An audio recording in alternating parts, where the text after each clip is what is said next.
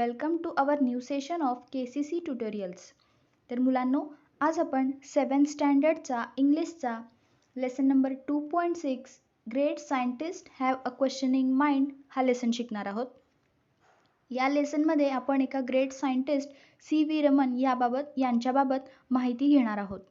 तर video start करण्याआधी एक रिक्वेस्ट आहे की आपल्याला जर आमचे व्हिडिओज आवडत असतील तर याला जास्तीत जास्त लाईक, शेअर व कमेंट करा आणि आमच्या चॅनलला सबस्क्राईब करा.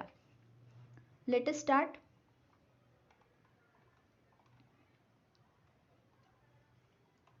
Great scientist have a questioning mind. Great scientific minds are restless with questions. शास्त्रज्ञांची जी मने असतात, ग्रेट सायंटिफिक माइंड्स म्हणजे शास्त्रज्ञांची जी वैज्ञानिकांची जी मने असतात ती सतत क्वेश्चन्स म्हणजे वेगवेगळ्या प्रश्नांनी रेस्टलेस होत असतात. म्हणजे त्यांच्या मनात अनेक प्रश्न येत असतात आणि त्यांचं मन तळमळत असतं. त्या प्रश्नांची उत्तरे शोधण्यासाठी ते सतत विचार करत असतात. They keep asking. त्यांचं मन सतत विचारत असतं किंवा ते सतत विचारत असतात, वाय डज दिस हॅपन. हे असे का घडले.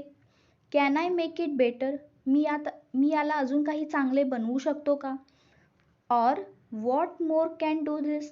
किंवा यातून अजून काही चांगले होऊ शकते का, याकडून अजून काही चांगले बनू शकते का, अधिक अजून चांगले काय करता येईल का. असे अनेक प्रश्न शास्त्रज्ञांच्या मनात पडत असतात. Let us study the life of great scientist who lived in the same era as Einstein but about 5000 kilometres east of Germany in India. चला तर मग अशाच एका ग्रेट सायंटिस्टच्या लाईफबाबत म्हणजे त्यांच्या जीवनाबाबत आता आपण माहिती घेऊयात. जे सायंटिस्ट आइन्स्टाईनच्या काळातच होऊन गेले, पण जर्मनीच्या पूर्व दिशेला 5000 किलोमीटर अंतरावर म्हणजेच भारत देशामध्ये हे सायंटिस्ट होऊन गेले. तर या सायंटिस्टबाबत, या वैज्ञानिकाबाबत आता आपण शिकणार आहोत. Born in Tiruchirappalli in Southern India. त्यांचा जन्म कुठे झाला होता. तिरुचिरापल्लीमध्ये, साऊथर्न इंडिया, दक्षिण भारतात तिरुचिरापल्ली इथे त्यांचा जन्म झाला होता. इन द इयर 1888, 1888 मध्ये. Raman grew up to be one of the greatest scientist in India. दक्षिण भारतात तिरुचिरापल्लीमध्ये 1888 मध्ये जन्म झालेल्या या रमन या सायंटिस्टचा नंतर भारतात एक महान वैज्ञानिक म्हणून उदय झाला. म्हणजे महान वैज्ञानिक म्हणून ते उदयास आले. He was a bright student right from the start. सुरुवातीपासूनच रमन अतिशय हुशार विद्यार्थी होते. And was deeply interested in optical science and acoustic. आणि लहानपणापासूनच, सुरुवातीपासूनच त्यांना कशामध्ये इंटरेस्ट होता. ऑप्टिकल सायन्स आणि ॲकॉस्टिकमध्ये. ॲकॉस्टिक म्हणजे आवाजाचे जे शास्त्र असते त्याला ॲकॉस्टिक असे म्हणतात ध्वनिशास्त्रामध्ये. आणि ऑप्टिकल सायन्समध्ये त्यांना विशेष रस होता, आवड होती. This is what perhaps led him to discover that the mridangam and the tabla produce more melodious sounds than any other percussion instruments. कदाचित त्यांच्या या आवडीमुळेच ते हे डिस्कवर करू शकले की त्यांनी हा शोध लावू शकले की मृदंगम म्हणजे मृदंग आणि तबला या दोन्हींचा आवाज इतर कोणत्याही तालवाद्यापेक्षा, संगीतवाद्यापेक्षा चांगला आहे, असा शोध त्यांनी लावला. किंवा मृदंगम आणि तबला या दोन जे परक्युजन इन्स्ट्रुमेंट आहेत, संगीतवाद्य आहेत, त्यांचा आवाज मेलोडियस आहे. इज मोर मेलोडियस म्हणजे सुमधुर आहे. Than any other percussion instrument. Percussion instrument म्हणजे संगीतवाद्य, संगीतातील वाद्य. He was fascinated by colorful things, be it a flower, butterfly or gem. Fascinated म्हणजे त्यांना आकर्षण होतं. त्यांना कोणत्या गोष्टीचं आकर्षण होतं. रंगीत असलेल्या कोणत्याही गोष्टीचं त्यांना खूप आकर्षण होतं. मग ते फ्लॉवर असू दे म्हणजे फूल असू दे, किंवा बटरफ्लाय असू दे म्हणजे फुलपाखरू असू दे, किंवा अ जेम म्हणजे एखादं रत्न असू दे. कोणत्याही गोष्टी त्या कलरफुल असतील तर त्यांना खूप आवडायच्या. He was fascinated. त्या गोष्टी त्यांना आकर्षित करत असत. He kept seeking knowledge about everything around him. आणि ते शास्त्रज्ञ असल्याकारणाने हे तर नक्कीच आहे की त्यांच्या अवतीभोवती असलेल्या अनेक गोष्टींचं ते सतत ज्ञान घेत असत किंवा सतत त्या गोष्टींबद्दल आजूबाजूच्या प्रत्येक वस्तूची ते माहिती मिळवत असत, सतत त्या प्रयत्नात असत. असे होते हे ग्रेट सायंटिस्ट. त्यांच्याबद्दल अजून माहिती आपण पुढे घेणार आहोत. He became a scholar in sound and sound related physics. Sound and sound related physics म्हणजे ध्वनी आणि ध्वनी विषयक जे फिजिक्स आहे, भौतिकशास्त्र जे आहे, त्या विषयामध्ये ते स्कॉलर झाले, म्हणजे अत्यंत हुशार झाले, विद्वान झाले. त्या विषयातील अत्यंत सखोल ज्ञान त्यांना प्राप्त झाले. One day a ship sailed from the port of London towards Calcutta. आणि एके दिवशीचा इथे प्रसंग सांगितला आहे. एके दिवशी लंडन बंदरातून कलकत्त्याकडे एक जहाज निघाली होती आणि त्या जहाजामधून हे सी व्ही रमन हे प्रवास करत होते. On board was young C V Raman who had delivered a lecture on the acoustics of the violin in London. आणि त्या जहाजाच्या बोर्डवरती यंग सी व्ही रमन, तरुण सी व्ही रमन थांबले होते. Who delivered a lecture on acoustic म्हणजे अकॉस्टिक ऑफ व्हायलिन. व्हायलिनचं जे अकॉस्टिक हे शास्त्र आहे, त्या व्हायलिन या वाद्याच्या शास्त्रावरती, ध्वनीशास्त्रावरती त्यांनी लंडनमध्ये एक भाषण दिलं होतं आणि ते भाषण देऊन ते तिथून परतत होते. लंडनमधून कोलकात्याकडे परतत होते आणि त्या जहाजेमध्ये ते प्रवास करत होते. त्यांनी कोणत्या विषयावरती लेक्चर दिलं होतं? Acoustic of the violin. आणि लंडनमध्ये हे त्यांचं लेक्चर झालं होतं, हे व्याख्यान झालं होतं. He was now on the ship's deck, gazing at the blue waters of the ocean. ते आता कुठे थांबले होते? शिप्स डेक म्हणजे जहाजाच्या एका टोकाला. जहाजाला असे एकावर एक फ्लोअर्स असतात, त्या एका फ्लोअरवरती म्हणजे शिप्स डेक, जहाजाच्या एका मजल्यावरती ते थांबले होते. Gazing at the blue waters of the ocean म्हणजे समुद्राच्या त्या निळाशार पाण्याकडे पाहत ते थांबले होते. सी व्ही रमन हे जहाजामधून कलकत्त्याकडे प्रवास करत होते आणि जहाजाच्या एका टोकाला ते थांबले होते आणि त्या निळाशार अशा पाण्याकडे पाहत होते. समुद्राच्या पाण्याकडे ते एकटक असे पाहत होते.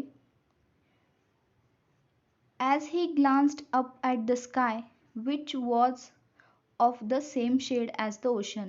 आणि असंच पाहत असताना त्यांच्या मनात विचार सुरू झाले आणि त्यांची दृष्टी अचानक आभाळाकडे सुद्धा गेली. स्काय म्हणजे आभाळाकडे सुद्धा त्यांची दृष्टी गेली. त्यांच्या नजरेमध्ये आभाळ आणि त्या समुद्राचे पाणी असे दोन्ही एकत्र दिसू लागले. त्यांच्या दृष्टीमध्ये या दोन्ही गोष्टी एकत्र दिसू लागल्या आणि त्यांचा शेड सेम दिसू लागला. आणि असंच त्यांच्या मनात या गोष्टीमुळे अनेक प्रश्न तयार होऊ लागले. अ series of questions popped up in his head. आणि त्यांच्या डोक्यामध्ये अनेक प्रश्न डोकावू लागले की असे का? Why are both the sea and the sky blue in colour. त्यांच्या मनात लगेच हा प्रश्न निर्माण झाला की समुद्राचा रंग आणि आभाळाचा रंग दोन्ही निळे कसे काय? असे प्रश्न त्यांच्या मनात येऊ लागले. What is the science behind this occurrence. असे घडण्यामागचे विज्ञान काय आहे? असे घडण्यामागचे कारण काय आहे? काहीतरी रिझन यामागे असेल, असे त्यांच्या मनात अनेक प्रश्न निर्माण होऊ लागले. ते वैज्ञानिक होते. वैज्ञानिकांच्या मनात सतत प्रश्न येत असतात आणि त्यांच्यासुद्धा मनात असे प्रश्न येऊ लागले. His mind seemed to suggest that the reason could be the scattering of light. आणि त्यांच्या मनात असं त्यांना वाटू लागलं की यामागचं कारण म्हणजे एकच असू शकतं, ते म्हणजे scattering of light. Scattering of light म्हणजे प्रकाशाचे पसरणे. स्कॅटरिंग ऑफ लाईट हे कारण असू शकतं by water molecules. Water molecules म्हणजे पाण्याचे कण किंवा पाण्याचे मॉलिक्युल्स, पाण्याचे परमाणू ज्याला आपण म्हणतो सायंटिफिक लँग्वेज. पाण्याच्या परमाणूकडून हे जे निळा रंग आहे तो पसरला जात असावा आणि तो प्रकाशाच्या मार्फत पसरला जाऊन तो त्याचा रंग निळा दिसत असावा, असं यांना वाटत होतं. त्यांचं मन असं सूचित करत होतं की हेच कारण असावं. पण ही जी थिअरी होती, हा जो सिद्धांत त्यांना वाटत होता की स्कॅटरिंग ऑफ लाईटमुळे असे होते, तर हा सिद्धांत his theory was yet to be proved scientifically. हा जो सिद्धांत होता तो वैज्ञानिकदृष्ट्या त्यांना सिद्ध करायचा होता. म्हणजे हे जे स्टेटमेंट त्यांनी मांडलं होतं की the reason could be scattering of light by water molecules. पण हे जे स्टेटमेंट आहे ते प्रूव्ह करावं लागणार होतं. ही थेअरी त्यांची सिद्ध करावी लागणार होती वैज्ञानिकदृष्ट्या. पुढं काय होतं ते आता आपण पाहूयात. When the ship anchored at Calcutta, the young man immediately went on to conduct experiments to prove his theory. ज्या क्षणी ते कलकत्त्याच्या बंदरावरती ते जहाज थांबलं, त्या क्षणी ते तरुण माणूस म्हणजे यंग सी.व्ही. रमन त्या जहाजेतून उतरले and immediately went on to conduct experiments. आणि लगेचच प्रयोग करण्यासाठी, त्यांची थेअरी प्रूव्ह करण्यासाठी जे प्रयोग करावे लागतात ते प्रयोग करण्यासाठी ते लॅबकडे गेले. His research in optics, the science of light, रिझल्टेड in the discovery of the Raman effect. आणि त्यांचा हा शोध, ऑप्टिक्समधला लागलेला हा जो शोध आहे, सायन्स ऑफ लाईट, प्रकाशाच्या विज्ञानाचा हा जो शोध लागला तो एक डिस्कवरी म्हणून म्हणजे एक डिस्कवरी झाली, तो एक शोध झाला. रमन इफेक्ट ज्याला नाव पडलं, जो आपण सगळेजण रामन इफेक्ट म्हणून आपण ओळखतो, किंवा हा शोध रामन इफेक्ट म्हणून ओळखला जाऊ लागला. He announced it to the scientific world in March 1928. March 1928 मध्ये त्यांनी सायंटिफिक वर्ल्ड म्हणजे वैज्ञानिक जगत जे आहे, वैज्ञानिक जगतामध्ये ते जाहीर केलं, सगळ्यांना सांगितलं. In March 1928.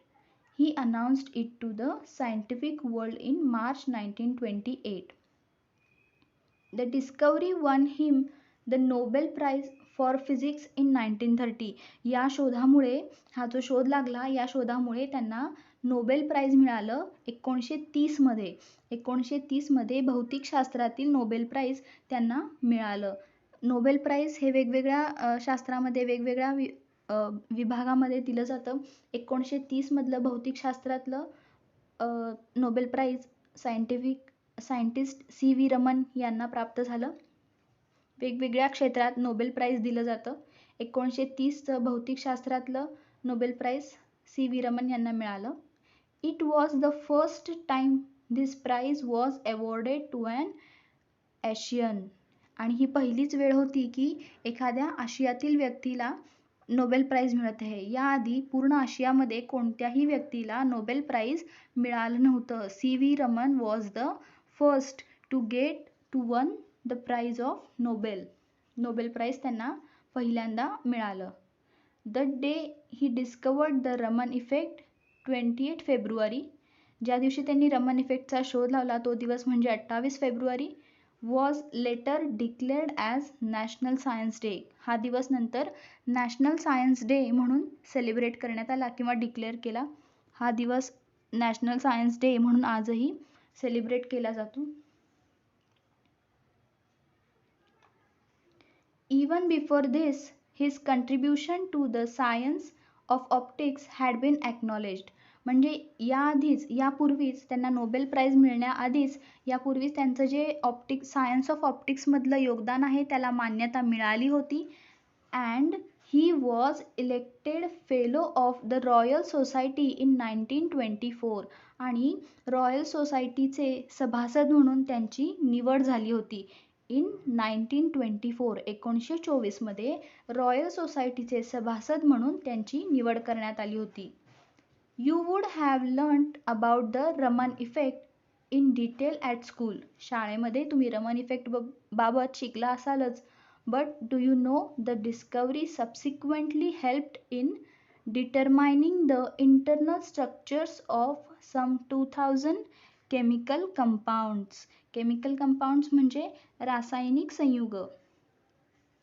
केमिकल कंपाऊंड्स म्हणजे रासायनिक संयुग. त्यानंतर सबसिक्वेंटली म्हणजे त्यानंतर, हा जो शोध लागला त्यानंतर या शोधाची खूप मदत झाली in determining the internal structures. म्हणजे आंतरिक रचना जी आहे, 2000 केमिकल कंपाऊंडची आंतरिक रचना समजून घेण्यासाठी या शोधाची नंतर खूप मदत झाली. And can you guess what the cost of the equipment that Raman used to prove his theory was? आणि तुम्हाला हे माहिती आहे का की आपला हा जो सिद्धांत सिद्ध करण्यासाठी किंवा प्रूव्ह करण्यासाठी रामन यांनी ज्या काही गोष्टी वापरल्या, ज्या इक्विपमेंट्स वापरल्या, इक्विपमेंट्स म्हणजे जी काही साधने वापरली, त्याचा किती खर्च होता किंवा त्याची किंमत किती होती? अ मेस्ली 200 रुपीज, फक्त 200 रुपये इतकाच खर्च त्यांना आला होता. मेस्ली म्हणजे फक्त, क्षुल्लक. Raman strongly felt that scientists should not be confined to laboratories to solve scientific problems. Raman यांना खरंच असं मनापासून वाटायचं की सायंटिस्ट जे असतात त्यांनी स्वतःला फक्त लॅबोरेटरीजमध्ये म्हणजे प्रयोगशाळांमध्येच अभ्यासासाठी ठेवून न घेता त्यांनी बाहेर पडलं पाहिजे, तिथून बाहेर पडलं पाहिजे, सतत प्रयोगशाळांमध्येच कोंडलेले असू नये असं रमन यांना वाटायचं की सायंटिस्टनी सतत प्रयोगशाळांमध्येच बंदिस्त असू नये. They should search around themselves, अवतीभोवतीचा सुद्धा त्यांनी शोध घेतला पाहिजे, त्यांच्या अवतीभोवती ज्या गोष्टी आहेत त्यामध्ये त्यांनी शोध घेतला पाहिजे. And find those answers in accordance with nature, आणि निसर्गामध्ये राहून, निसर्गाच्या सोबत राहून या अनेक प्रश्नांची, त्यांना पडलेल्या प्रश्नांची उत्तरे त्यांनी शोधली पाहिजेत. स्वतःच्या परिसरामध्ये, आजूबाजूच्या परिसरामध्ये त्यांनी शोध घेतला पाहिजे. For the essence of science lies in independent thinking and hard work and not in equipment. का असं केलं पाहिजे? कारण for the essence of science म्हणजे सायन्सचा जो गाभा आहे किंवा त्या विज्ञानाचं जे सार आहे, त्या विज्ञानाचं जे महत्त्व आहे ते स्वतंत्र विचारांमध्ये आहे आणि कष्टांमध्ये आहे. अँड नॉट इन इक्विपमेंट, प्रयोगशाळांमध्ये ते नाही. प्रयोगशाळेमध्ये जे वस्तू वापरल्या जातात, इक्विपमेंट, त्यामध्ये ते नाही, साधन सामग्रीमध्ये किंवा प्रयोगशाळांमध्ये ते नाही, ते खरं तर स्वतंत्र विचारांमध्ये आहे आणि कष्टामध्ये आहे असं रमन यांना वाटायचं. हाऊ ट्रू, किती खरे आहे हे? Though the oceans and the sky have always been blue in colour, it needed a questioning mind with a scientific outlook to find the reason behind it. हे खरं आहे की समुद्र आणि आकाश हे रंगाने कायमच निळे होते, त्यांचा रंग कायमच निळा होता, पण हे शोधण्यासाठी की त्यांचा रंग निळा का आहे हे कारण, त्यामागचे कारण शोधण्यासाठी एका वैज्ञानिक दृष्टिकोन असलेल्या माणसाची गरज होती. अशा मनाची गरज होती जे या प्रश्नामागील उत्तर शोधू शकतात, आणि त्यांनी हे उत्तर शोधलं. It needs a scientific outlook म्हणजे वैज्ञानिक दृष्टिकोनाची इथे गरज होती. Lesson is written by doctor APJ Abdul Kalam. तर हा होता लेसन, ज्यामध्ये आपण पाहिलं की रमन इफेक्ट याबाबत, या शोधाबाबत, या डिस्कवरीबाबत CV रमन यांना नोबेल प्राइज मिळालं आणि त्यांच्याविषयी अनेक माहिती आपण या लेसनमध्ये, या पाठामध्ये पाहिली. तर आता आपण या लेसनमधील वर्ड मिनिंग्स पाहणार आहोत.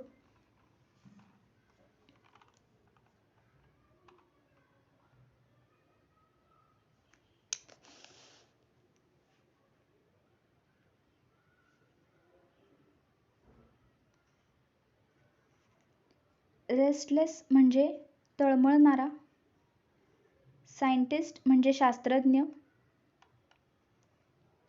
ॲकॉस्टिक्स म्हणजे ध्वनिशास्त्र, डिस्कवर म्हणजे शोध लावणे, मेलेडियस म्हणजे सुमधुर, परक्युजन इन्स्ट्रुमेंट म्हणजे तालवाद्य, फॅसिनेटेड म्हणजे आकर्षित होणे, नॉलेज म्हणजे ज्ञान, स्कॉलर म्हणजे विद्वान किंवा हुशार, सेल्ड म्हणजे जहाजातून प्रवास करणे, समुद्रातून प्रवास करणे, शिप्स डेक म्हणजे जहाजाच्या मजल्यावरती, गेझिंग म्हणजे टक लावून पाहणे, ग्लान्स्ड म्हणजे दृष्टीत येणे किंवा त्यांच्या दृष्टीमध्ये एकाच वेळी त्या दोन गोष्टी आल्या, स्काय आणि वॉटर.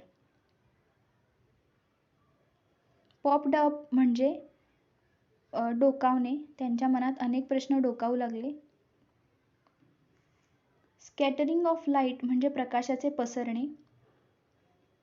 अँकर्ड म्हणजे नांगर टाकणे, शिपचा जो नांगर होता तो त्या समुद्रकिनाऱ्यावरती टाकला गेला. शिप थांबण्यासाठी जहाजामध्ये एक अँकर असतो, तो त्या समुद्रकिनाऱ्यावरती टाकल्यानंतर जहाज थांबते. एक्सपेरिमेंट्स म्हणजे प्रयोग, प्रूव्ह म्हणजे सिद्ध करणे, ऑप्टिक्स म्हणजे optics, we know that. Declared म्हणजे घोषित केले, जाहीर केले. कंट्रीब्युशन म्हणजे योगदान. एक्नॉलेज्ड म्हणजे मान्यता दिली. सबसिक्वेंटली म्हणजे त्यानंतर.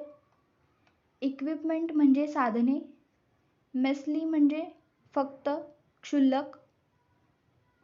त्यानंतर कन्फाइंड म्हणजे बंदिस्त असणे. अकॉर्डन्स म्हणजे त्यानुसार. इसेन्स ऑफ सायन्स म्हणजे सायन्सचे, विज्ञानाचे सार. हे खरं तर स्वतंत्र विचारांमध्ये आहे. इंडिपेंडंट थिंकिंग म्हणजे स्वतंत्र विचार. आणि आउटलुक म्हणजे दृष्टिकोन. तर हा लेसन इथे संपलेला आहे. आपल्याला जर व्हिडिओ आवडला असेल तर याला जास्तीत जास्त लाईक, शेअर व कमेंट करा आणि आमच्या चॅनलला सबस्क्राईब करा. Thank you for watching our videos. Thank you.